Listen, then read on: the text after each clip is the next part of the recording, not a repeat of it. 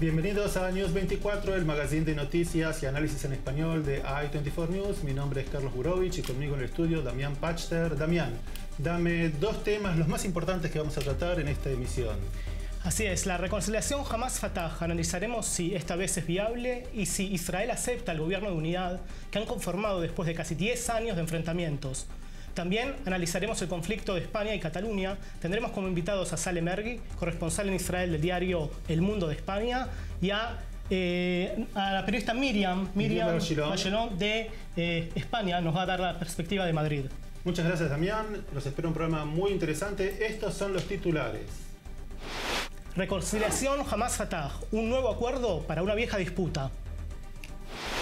Conflicto España-Cataluña, independencia catalana o Estado de Derecho español. 28 años después, recordaremos la caída del muro de Berlín.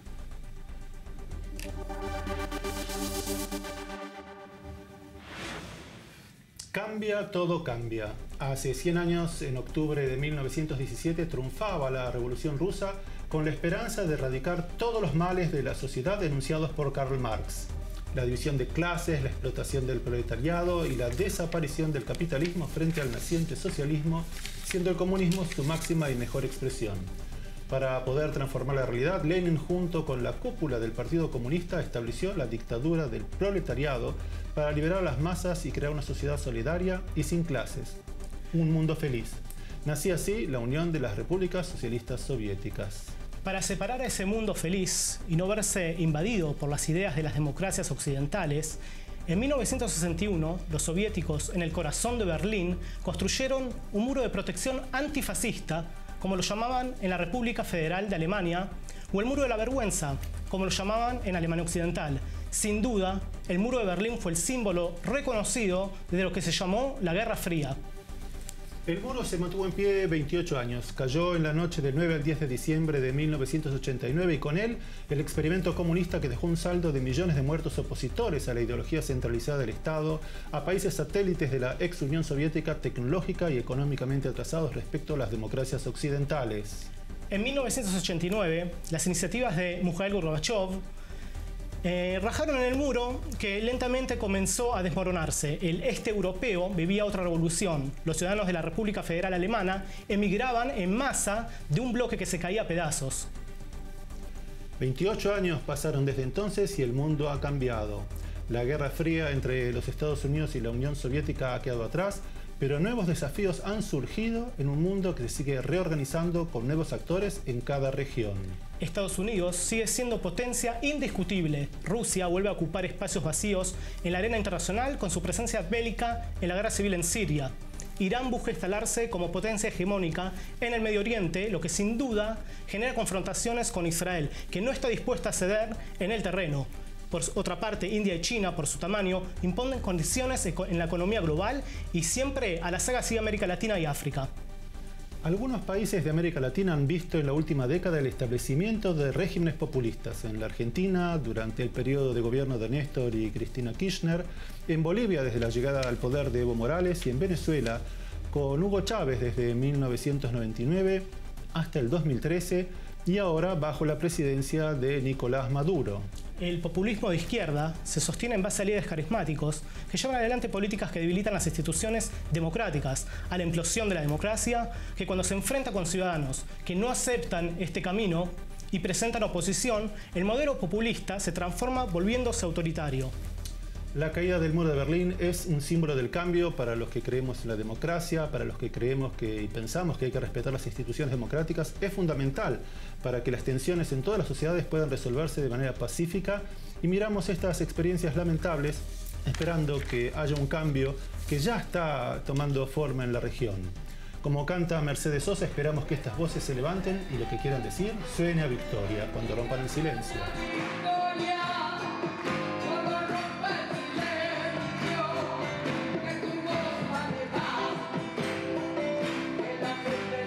No se vayan, regresamos luego de esta breve pausa y Aníbal Zulay nos explicará el acuerdo de reconciliación entre Hamas y Fatah en la Palestina.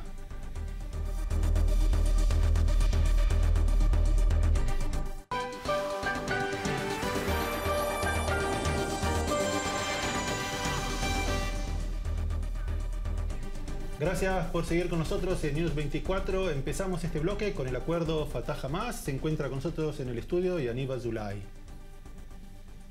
Yaniv, para aquellos que no están siguiendo mucho el tema de cerca, ¿podrías explicarnos cuáles son estas dos facciones distintas y por qué están en conflicto? Miren, cuando hablamos de los palestinos, tenemos que entender que no estamos hablando de un gobierno único, sino que estamos hablando de un pueblo dividido en dos zonas distintas, con dos gobiernos totalmente distintos. Si el director nos podría mostrar el mapa, ahí vemos en rojo a Cisjordania, la cual es gobernada por el presidente Mahmoud Abbas del Fatah. Al frente de ella podemos ver la Franja de Gaza, la cual es gobernada por el grupo terrorista militante Hamas.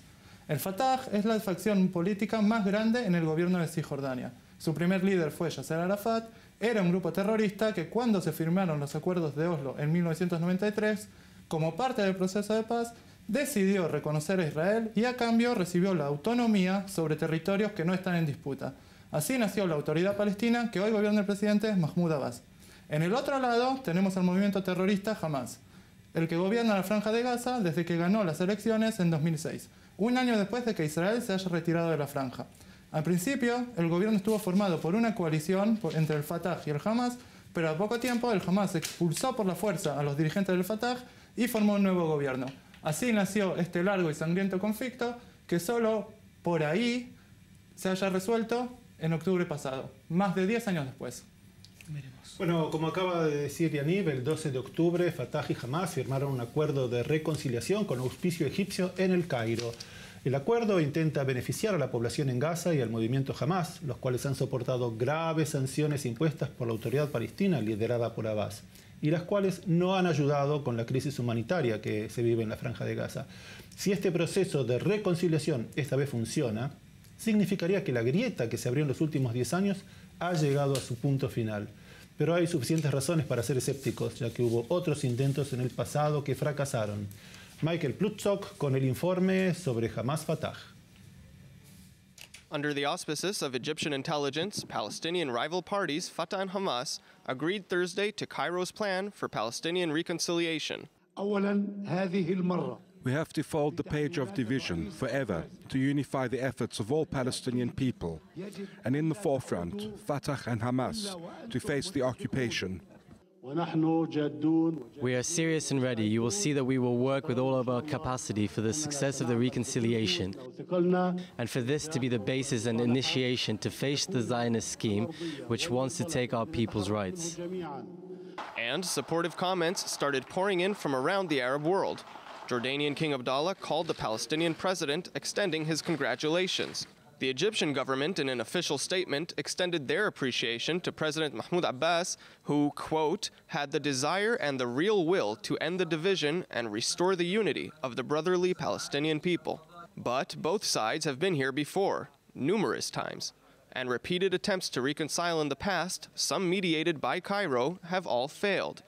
The main obstacle, then and now, the fate of Hamas's military wing, which this time has been set aside for later discussions. Other core issues like internal security and a solution to separate groups of government workers are being tackled gradually.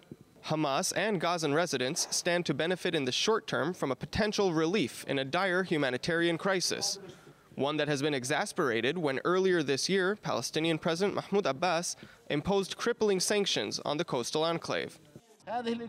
These measures and this unjust siege must end.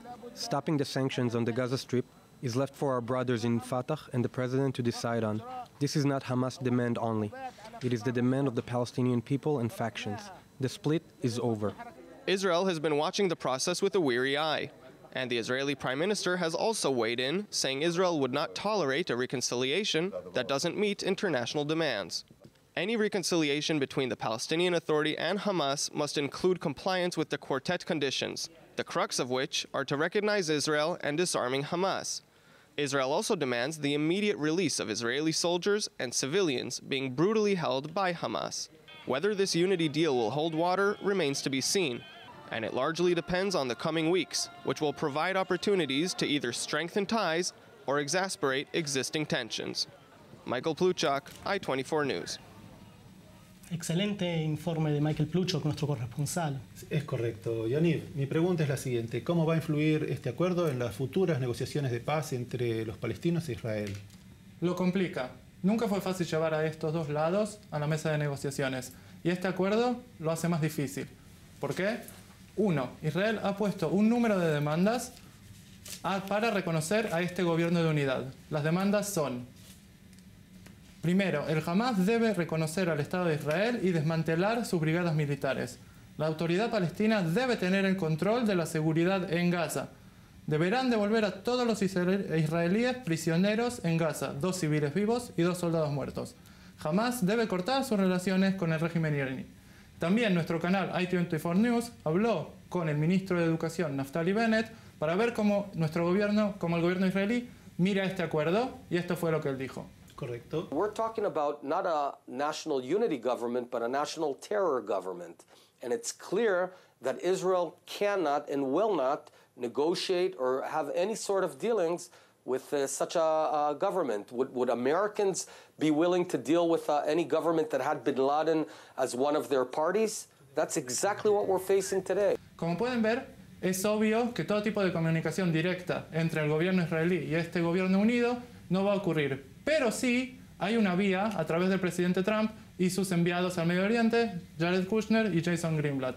El presidente Trump ve al acuerdo entre los palestinos y el Hamas, entre los palestinos e Israel, con una gran prioridad, y a través de sus enviados mantiene un diálogo del cual no se saben muchos detalles, pero sí hay un diálogo indirecto. Pero de aquí a la mesa de negociaciones falta mucho tiempo. Y desde el lado palestino, ¿cómo va esa negociación? Se ve como un paso adelante, pero ellos mismos dicen que hay que esperar. Nuestro canal I24 News viajó a Ramallah y habló con el ministro de Deportes, Jibril Rajoub, el cual se expresó sobre este acuerdo y también tuvo duras críticas ante el Hamas. ¿Sí podríamos verlo? The process of national reconciliation, national unity started, and no force could stop it. We are pushing to have a national unity based on a political plan, the emergence of a Palestinian independent state next to the state of Israel should be a national issue with national consensus. And we have also to solve a lot of complicated issues.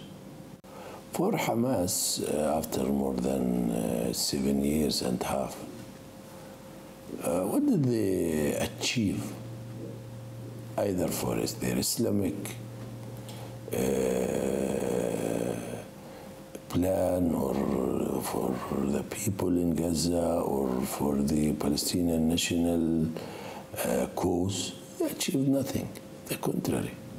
Como podemos ver, que hayan firmado este acuerdo no significa que ya hemos terminado. Todavía falta mucho por recorrer hasta llegar a la unidad palestina. Yaniv, muchísimas gracias por este excelente informe. Y más adelante vamos a hablar sobre España, ¿verdad, Carlos? España versus Cataluña.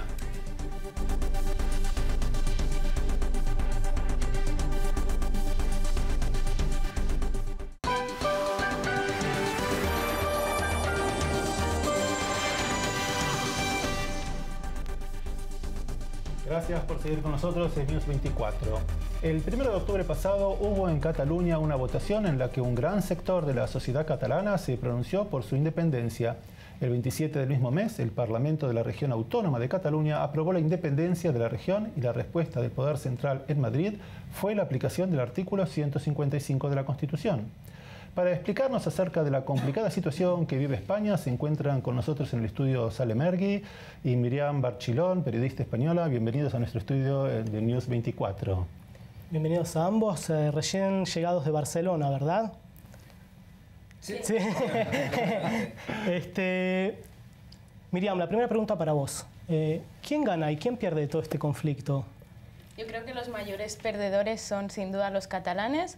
ya sean los independentistas porque se les han prometido cosas que al final no se sabe muy bien si se van a poder cumplir o no, y los no independentistas porque se les ha separado de un país que sienten propio. Políticamente, los otros perdedores podría ser el partido de Puigdemont, que parece que en las próximas elecciones va a sufrir bastante pérdida de votos. ¿Y quién gana? Yo creo que casi nadie. A lo mejor políticamente también el partido de Esquerra Republicana, que es el que históricamente ha sido independentista en Cataluña y siempre ha manifestado su voluntad de serlo, y el electorado parece que le va a devolver esa pronunciación tan sincera desde hace tiempo. Sal, vos también estuviste en Barcelona hace poquito. Explícanos un poco la posición catalana y cuáles son las principales demandas allí. En primer lugar, y volviendo a la pregunta tuya de antes, ¿quién pierde, quién gana? También se hace una siguiente pregunta. Pierde la población, y yo me he encontrado en las calles, en las familias, en las cafeterías, en la gente que hablaba con ellos, una fractura que antes no había, una fractura muy importante. Gente a favor y gente en contra, gente que se conocen toda la vida, de repente están en contra. Es decir, no es un tema como se pinta fuera de Cataluña, que es Cataluña contra España. No, no, no. Dentro de Cataluña es la historia. Hay una y en Cataluña hay la mitad a favor y la mitad en contra. Y dentro de la mitad a favor de la independencia, es tu pregunta siguiente, hay una parte muy importante que estaba en contra de esta declaración de independencia el viernes 27. Quería el jueves 26 e intentó presionar al señor Puigdemont para que haya elecciones. Es decir, lo mismo que hay ahora, pero que haya elecciones, y nos hubiéramos ahorrado todo el tema judicial. Y lo que pasa ahora es que ha entrado el tema, la jueza Carmelo lo que ha hecho es realmente ha fracturado más, digamos, el conflicto, y lo que ha provocado es sobre todo que hay ahora mismo un sentimiento de victimismo. Se habla mucho de presos políticos, y lo que quieren los catalanes ahora mismo es, en primer lugar, la pregunta es quién es catalán. Es decir, catalán, Puigdemont quiere una cosa, pero Inés Arrimadas, que es la de la oposición, que es más españolista, quiere otra cosa. Es decir, ahora mismo yo creo que Puigdemont, es verdad, como dice ella, Puigdemont ha perdido evidentemente a nivel judicial, ha perdido también a nivel de imagen, pero Puigdemont, y eso es importante destacar, ha conseguido que el tema catalán sea internacional. Ha conseguido que vuestra cadena tan importante hable sobre este tema. Ha conseguido, yéndose hasta Bruselas, que en Europa hablen de esto. Incluso en Bélgica, aunque para ellos Puigdemont es como una patata caliente que quieren quitarse de encima y es un incordio a nivel judicial y político con España, ha conseguido Puigdemont que todo el mundo, de la CNN hasta Al Jazeera, hablen del problema catalán. Ahora nos vamos a retomar con eso, pero ¿cuál fue la reacción del gobierno de España? Escuchemos la reacción del presidente de España, Mariano Rajoy. Les informo que hoy he disuelto el Parlamento de Cataluña y que el próximo 21 de diciembre se celebrarán elecciones autonómicas en esa comunidad autónoma. Ayer el señor presidente de la Generalitat tuvo la oportunidad de volver a la legalidad y de convocar elecciones. Es lo que le pedía la gran mayoría de la sociedad de Cataluña. No quiso hacerlo. Pues bien, el Gobierno de España toma las medidas para recuperar la legalidad. La independencia es desgarradora, triste y angustiosa. Eso es lo que hoy sienten todos los catalanes que no son independentistas, incluso muchos independentistas demócratas que no pueden compartir el destrozo que esta operación basada en mentiras, fraudes e imposiciones está causando en el cuerpo social de Cataluña. Escuchemos qué nos decía la otra parte, el presidente de la Generalitat catalana, Carles Puigdemont. Si este gobierno habría podido optar por forzar a los funcionarios fieles al gobierno a iniciar una disputa por la hegemonía, pero ha preferido garantizar que no habrá enfrentamientos, que no habrá violencia. No se puede construir la República de todos desde la violencia. Si el Estado español quiere alzar su proyecto desde la violencia, esta será su decisión, pero no nos puede a nosotros arrastrar a un escenario en el que que precisamente todo el movimiento soberanista, con todas sus diferentes expresiones, ha rechazado de forma consistente, como por otra parte tendría que hacer todo demócrata. Cuando regresemos vamos a hablar un poco también sobre la situación actual de Carles Puigdemont. Que está en Bélgica, ¿no es cierto? ¿O estaba en Bélgica? No sabemos. Exacto, estaba en Bélgica.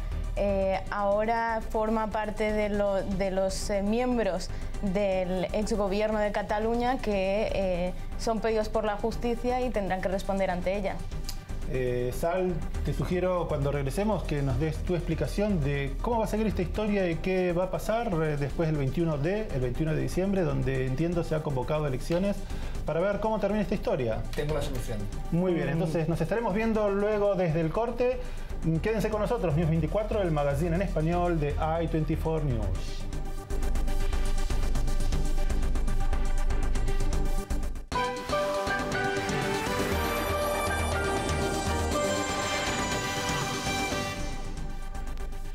Gracias por seguir con News 24. Se encuentran con nosotros en el estudio Sale Mergui, corresponsal del diario El Mundo, y Miriam Barchilón, periodista espeliona, para explicar y analizar qué pasa en el país ibérico. Sal, contanos un poco, ¿cómo fue la respuesta del mundo ante la declaración de independencia de Cataluña? ¿Del diario El Mundo o del mundo en general? Del mundo en general. Lo que puedas, sí. Sí, pues esto es como en conflicto israelo-palestino una guerra de narrativas, una guerra de relatos. Yo, por ejemplo, trabajo para el diario El Mundo en España, que sale en Madrid, y es realmente un diario muy anti-independentista. También trabajo en una radio que se llama RAC1, que es una radio catalanista, que es bastante más pro-independentista. Esto se manda, digamos, se traslada afuera. Y fuera lo que pasa es que Rajoy ha conseguido, que la Unión Europea en bloque esté a favor de España, no tanto porque no tiene simpatías por Puigdemont, sino porque tiene más bien simpatías por España, sobre todo por el miedo que hay en Europa a una desintegración en sus países, muchas zonas como en Italia, como en Francia, en Bélgica, también con los flamencos, por ejemplo, y entonces hay un bloque en general en Europa a favor de Rajoy. No les gusta mucho lo que hubo el 1 de octubre con la violencia el día de las elecciones.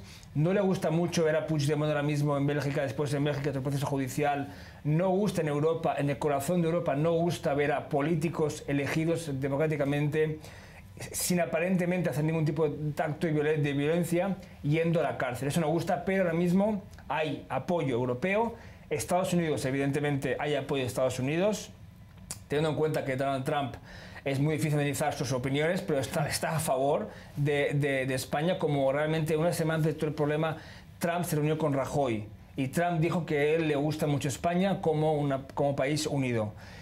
Israel es un tema que tenemos más adelante, pero diríamos también los países árabes están a favor de España y solo, ese es el problema, el grave problema de Cataluña y de Puigdemont, que solo Venezuela con Maduro, porque tiene una cuenta pendiente con Rajoy y con España, y según dicen, Vladimir Putin también está metido un poco en el tema para intentar un poco, porque es un golpe a la Unión Europea, y también, según las informaciones a nivel de Internet, está un poco también metido ahí dentro, pero aparte de esto, la mayoría a nivel político, político está a favor de Rajoy o de España más bien. O sea, ¿Putin para qué lado estaría tirando? Es evidente que Putin, a través, por ejemplo, de Assange, es decir, la teoría en España, en Madrid, es que Putin le interesa todo lo que sea desintegrar o atacar la Unión Europea. ¿Por qué? Porque hay un duelo entre Rusia y la Unión Europea. Entonces, para ellos, Cataluña es, diríamos, una relojería. Es decir, no por el tema español, Qatar es por el tema de Europa, como decíamos, el tema de Lombardia, el tema de Italia, y para ellos es exacto. Entonces, por tanto, eso dicen, pero evidentemente eso es una cosa que no se puede demostrar, como tampoco se puede demostrar que Putin estuvo en Estados Unidos, no se puede demostrar eso. Entiendo. Miriam, vos estuviste, si bien te criaste en Madrid, estudiaste en Barcelona. Sí. Contanos, ¿tuviste una experiencia particular? Sí, bueno, yo me crié en Mallorca y luego fui a estudiar a Barcelona, en la universidad, y el ambiente universitario, el ambiente de la juventud catalana es muy próximo a la independencia. Yo me atrevo a decir que más del 50%, pero de largo, está a favor de que Cataluña sea un país, cree que los rasgos culturales propios son más que suficientes para pedir esa reivindicación y de la manera económica también piensan que están entregando demasiado de sus impuestos y demasiado de su dinero al gobierno central español, que luego lo redistribuye y no les da todo lo que ellos piensan que se merecen. Es muy interesante, muy interesante. Vamos un poco a hablar sobre la reacción en América Latina. ¿Qué pasó en América Latina? Sí, ¿Qué dijeron? En América Latina la reacción fue unánime y en contra de la independencia catalana. Estas fueron algunas de las reacciones. Escuchemos. El gobierno colombiano ha estado siempre acompañando al gobierno de España, respaldando la posición del gobierno de España. Queremos una España unida. Eso es lo que a España le conviene y al mundo le conviene. México no habrá de reconocer una declaración unilateral de independencia catalana.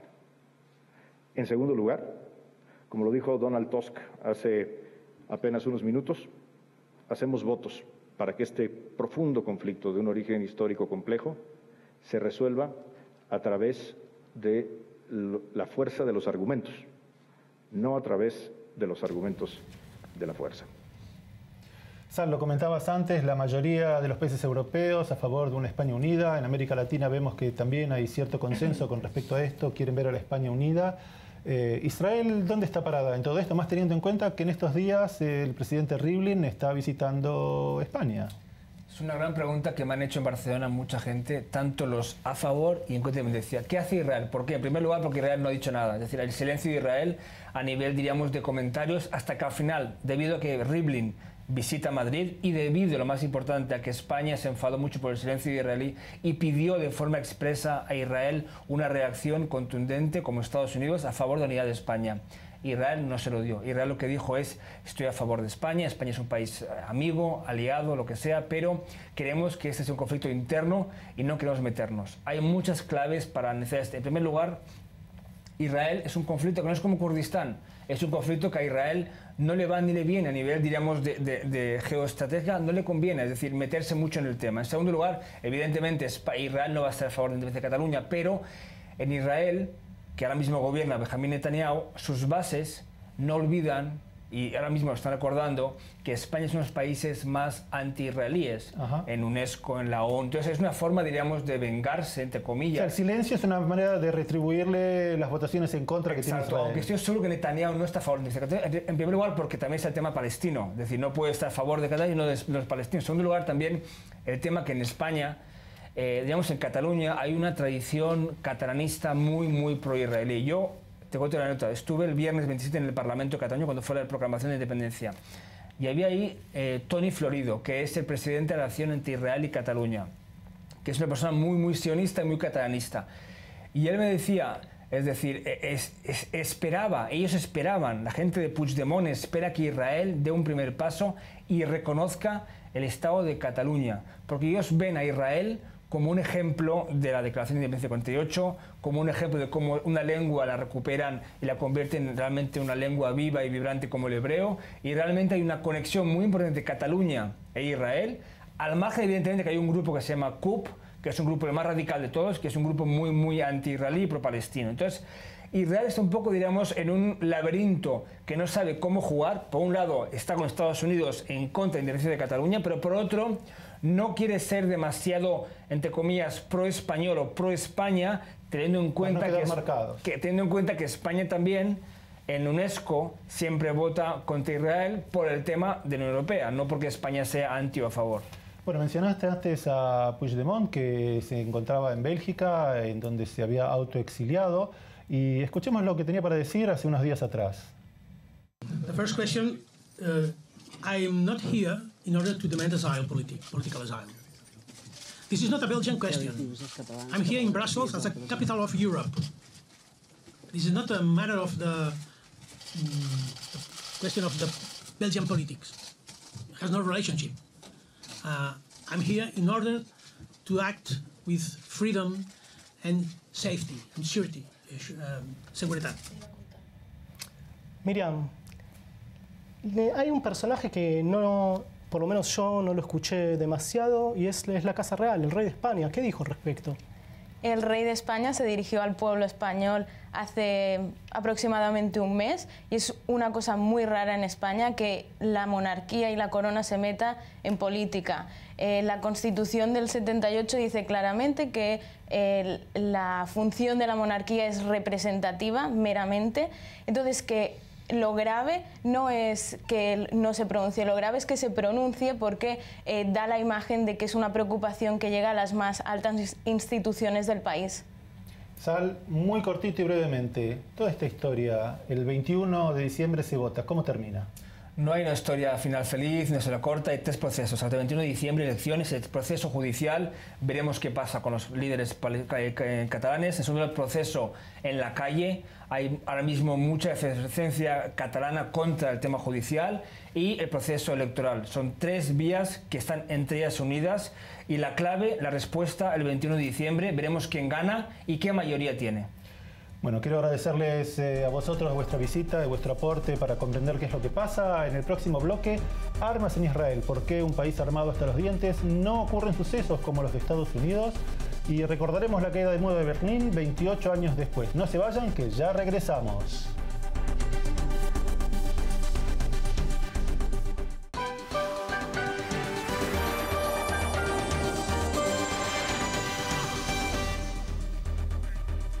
Seguimos en News 24 y este es nuestro segmento de documentales. En los países latinoamericanos es un debate casi inexistente, pero en los Estados Unidos genera grandes controversias y divide a la sociedad. ¿Tiene una persona el derecho a portar armas sin ningún tipo de restricción? ¿Podrá impedir un ataque terrorista? En Israel, portar armas es legal si se obtiene el permiso y se cumplen estrictos requisitos. Ametralladoras, revólveres y pistolas se ven en cada rincón y son parte de la vida cotidiana. Así es. Sin embargo, no hay casos al estilo americano en los que un individuo abre fuego matando a decenas de civiles inocentes. Lo que sí es, hay una gran cantidad de armas que circulan en la ilegalidad utilizadas por criminales, siendo la población árabe de Israel la que se ve más afectada. Armas en Israel, un reportaje de Merey Merey para News 24. במדינת ישראל אני מאמין שהיום כל משפחה צריכה נשק. כל גבר, כל אישה, רצוי שיהיה נשק על הגוף.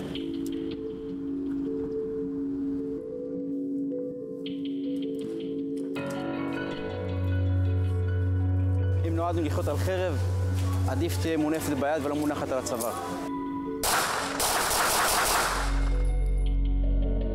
كنا نتكلم عن 1170 ضحية من عام 2000. هذه ضحايا فقط في حروب. 3 a.m. in the West Bank, in the Jewish settlement of Ma'ale Adumim.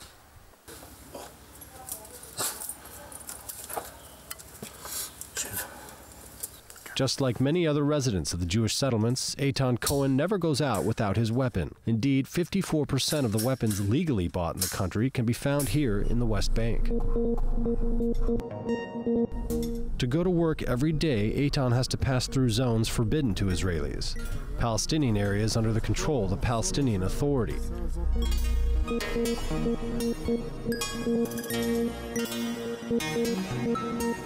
But Eitan is not a simple gun owner.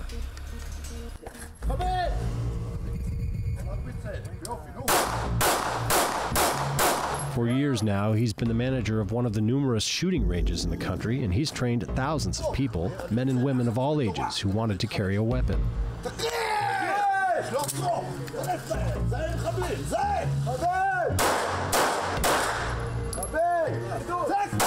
אתה רואה את ההנחיות שהמדריך, מה הוא עושה לו? מכניס סטרס, מכניס לחץ, מלחיץ, נותן לו בעיטות גם כן.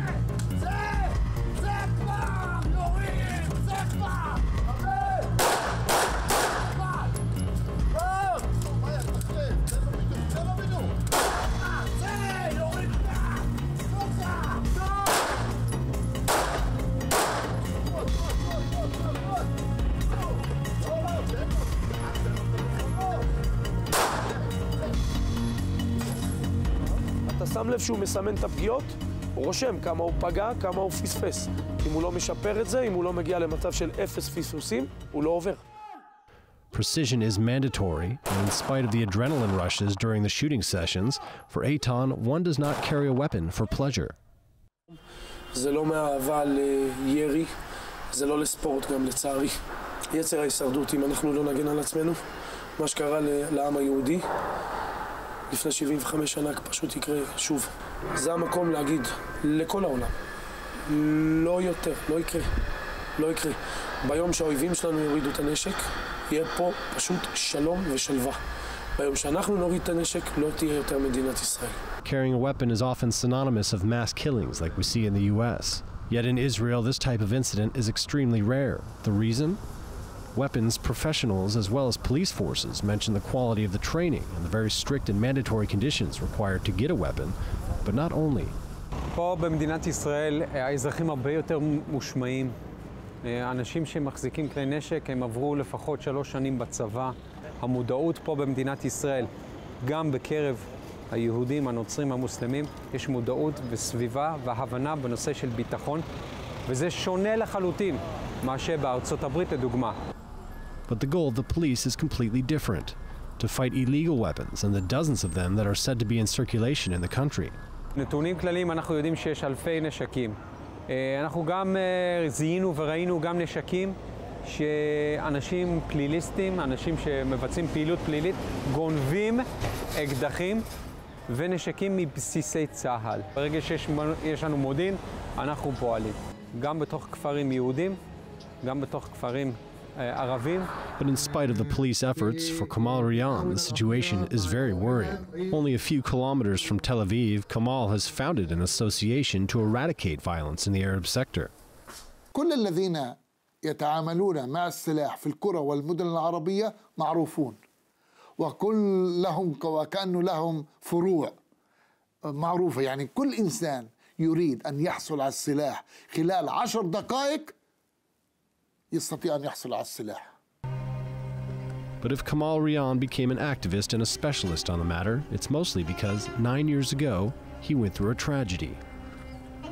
وتصور ابنك يقبلك من هنا ومن هنا ويخرج بوداع.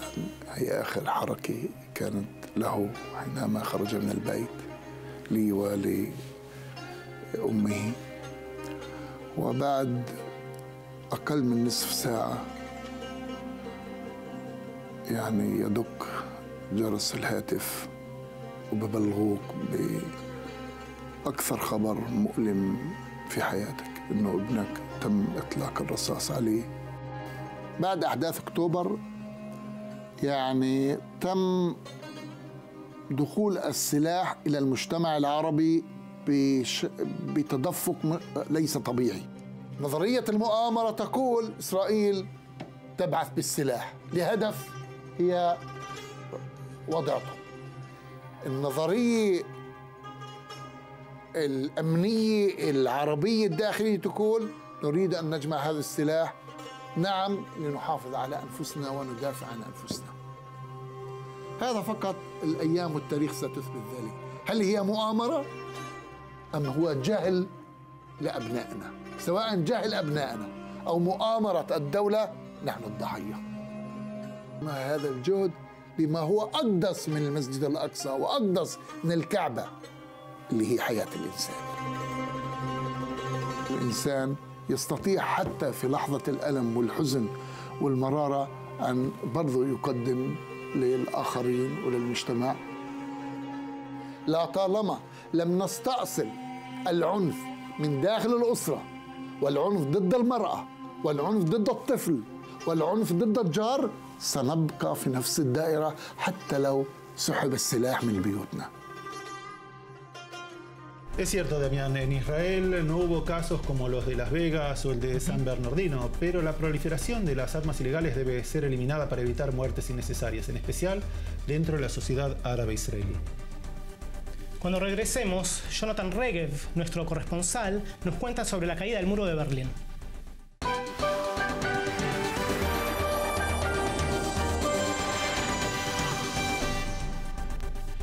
Gracias por seguir con News 24. En este segmento, que se llama Una imagen vale más que 1000 palabras, intentamos analizar imágenes y fenómenos sociales que están o que han quedado grabados en nuestra memoria colectiva y merecen ser vistos y analizados nuevamente desde otra perspectiva. Hoy en el estudio con nosotros Jonathan Regev. Jonathan, bienvenido. Gracias. ¿Podrías comentarnos qué pasó en Berlín hace 28 años atrás? Exactamente en esta semana, el 9 de noviembre. Para entender lo que pasó, Damián y Carlos, en Berlín hace 28 años, tenemos que ir atrás más que 70 años, al fin de la Segunda Guerra Mundial, 1945. En aquel tiempo, los 4 países aliados ganadores de la Segunda Guerra Mundial, cada uno se tomó, digamos, una parte de Berlín. Los soviéticos tuvieron su parte, que se convirtió en Berlín del Este. Los americanos, los franceses y los británicos tenían cada uno su zona, que al final se convirtieron en Berlín del Oeste. Ahora, si bien por 15 años hasta los principios de los años 60 la ciudad estaba dividida, era bastante fácil cruzar de un lado al otro, lo que resultó en una ola migratoria grandísima del este a oeste. ¿Cuánta gente más o menos? Estamos hablando de más de 3,5 millones de personas, pero no solo la cantidad, sino que el hecho que la gran mayoría de aquellas personas eran personas jóvenes, trabajadores. Para los líderes de Alemania del Este, eso resultó en un gran problema. Su población más trabajadora, la mejor posible, se iba al oeste.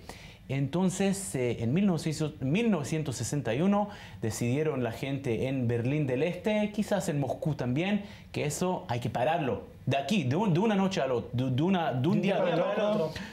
Como lo hicieron con un muro, simplemente en la mitad de Berlín. Bueno, tenemos un informe que nos has preparado sobre el muro de Berlín. Veamos el informe de Jonathan Regev. If there is one moment that signifies the fall of the Iron Curtain, it would be this one. No one went to sleep in Berlin on the night of November 9th, 1989, as 28 years of physical separation between the two parts of the city finally came to an end. An obstacle made of barbed wire was laid overnight on August 13th, 1961. In the weeks to follow, it became an intimidating wall surrounded by observation towers and controlled by armed guards who were given orders to shoot anyone trying to cross. For 28 years, the wall stood there in the middle of Europe, separating a city, separating a continent, separating a philosophy. But in the late 80s, things were changing. The Soviet Union was about to collapse, and it eased its grip on the satellite Eastern European nations. Borders have suddenly opened. Pressure in East Berlin has now mounted to open the checkpoints in the wall, and on the night of November 9th, that is exactly what happened. Hundreds of thousands of East Berliners made the very short trip to the city that was until that evening forbidden for them.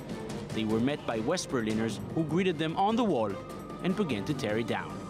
A year later, East Germany ceased to exist, and the Berlin Wall became a thing of the past, a distant memory of the days that are gone and hopefully will never come back.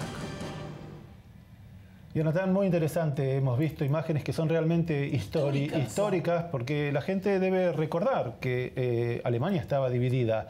¿Cuál fue el efecto? ¿Qué fue lo que pasó en esta época, hace 28 años atrás exactamente? A fines de los años 80 ya la Unión Soviética no fue la Unión Soviética. En los días de Mikhail Gorbachev ya era un país, no era la potencia, la gran potencia que fue antes. Y ya los países de Europa del Este ya iban un poquito hacia el oeste.